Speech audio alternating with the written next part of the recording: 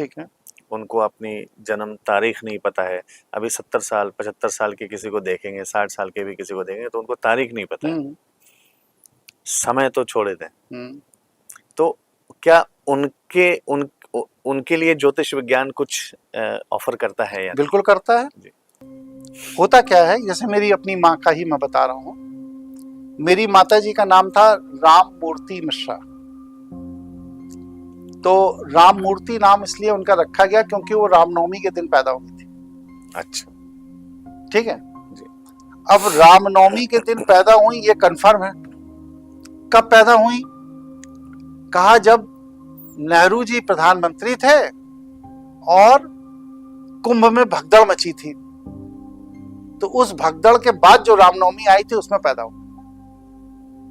अब आपको पता लग गया, वर्ष भी पता लग गया और तिथि भी पता लग गई जी। अब तिथि और वर्ष पता लग गया। अब नानी जी से पूछा गया, नानी जी मम्मी कब पैदा हुई थी? अरे कुछ नहीं, बस हम गाय को चारा डाल करके नाश्ता करने बैठे ही थे कि पेट में दर्द शुरू हो गया।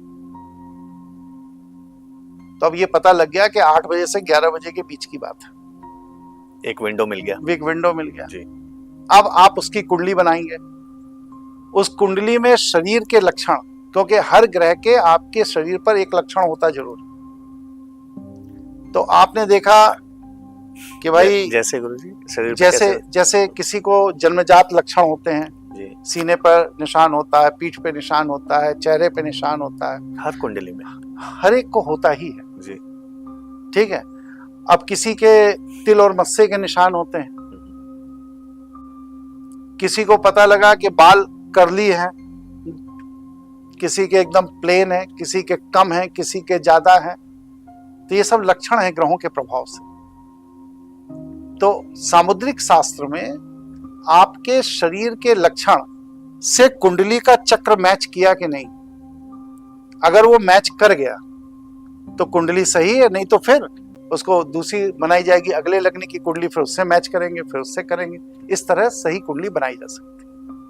अच्छा, और ये जो जन्म का समय जो होता है किसी भी जातक का, तो वो समय हम किसको सही समय मानते हैं? देखिए हमारे यहाँ इस पर शास्त्रों में बहुत सारी अवधारणाएं। प्राचीन शास्त्र तो ये कहते हैं कि जब गर्भ धारण होता है वो जन्म का सही समय है जी, लेकिन उसको जानना बड़ा मुश्किल है। फिर इसके बाद कहते हैं जब पिंड में जीव का प्रवेश होता है, अब ये भी जानना बड़ा मुश्किल है कि माँ के गर्भ में पिंड है, उसमें कब जीव का प्रवेश हो गया, बड़ा मुश्किल है। फिर इसके बाद ये होता है जब माँ को प्रसव पीड़ा शुरू हो तो वो जन्म का समय है। फिर और विद्वानों ने कहा नहीं, जब बच्चा माँ के गर्भ के बाहर आ जाए तो वो जन्म का समय है। लेकिन अल्टीमेट जो बताया गया वो ये है कि ये भी कि शरीर सर आए या कि पूरा आ जाए या तो इसमें अल्टीमेट जो कंक्लूड करते हैं ज्योतिषी वो ये करते हैं कि नाल माँ के गर्भ से जो जुड़ी है, जब वो काट दी जाती है तो दोनों का अस्तित्व अलग अलग हो जाता है, तो वो जन्म का सही समय जी। लेकिन सनातन ज्ञानपीठ ने इस पर रिसर्च किया और हमने अपने रिसर्च में ये पाया कि बच्चे के रोने की आवाज का जो समय है वो सही समय है। नाल के कटने से कोई लेना देना नहीं, क्योंकि नाल के कटने के बाद बच्चा रो ही देता है, इसलिए वो समय लिख दिया जाता है। लेकिन बहुत से बच्चे ऐसे होते हैं जो नाल कटने के बाद भी नहीं रोते हैं। ऐसा कोई अनुभव होता? हाँ, मेरे अनुभव में मेरे एक क्लाइंट हैं, उनका बेटा की कुंडली मेरे पास आई, उसने लव मैरिज कर ली और अंतरजातीय विवाह कर लिया जी। तो उनके पिताजी उसकी कुंडली लेके आए, कहने लगे पंडित जी इसमें तो कहीं अंतरजातीय विवाह का लक्षण दिखाई नहीं दे रहा। तो हमने उनकी वाइफ से बात किया, उन्होंने कहा बर्थ सर्टिफिकेट की फोटो भी खींच के हमको भेजी, कहा देखिए ये टाइम है, ये डेट है और इसमें तो एकदम सही है कुंडली मेरी जी।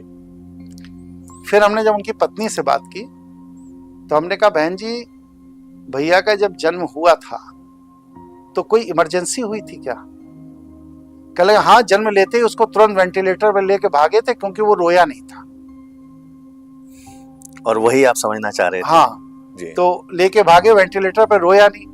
तो हमने कहा क्या उस समय के डॉक्टर और वो सब आपके संपर्क में है अभी? कहले हाँ है। तो हमने कहा तो आप उनसे ये पूछिए कि ये बच्चा रोया कितनी देर बाद। फिर उन्होंने थोड़ा एफर्ट भी किया इसके लिए, क्योंकि स्पेशल केस था, बच्चा देर से रोया था, तो लोगों को याद भी था, डॉक्टर और नर्स को, वो केस। तो उन्होंने बताया 8 घंटे बाद रोया था। अब जन्म के 8 घंटे बाद की जैसे ही मैंने कुंडली बनाई और कुंडली उनको दी, उसमें अंतर्जातीय विवाह का लक्षण दिखाई दे रहा है। तो इसलिए बच्चे के रोने की जो आवाज है वो वो जन्म का सही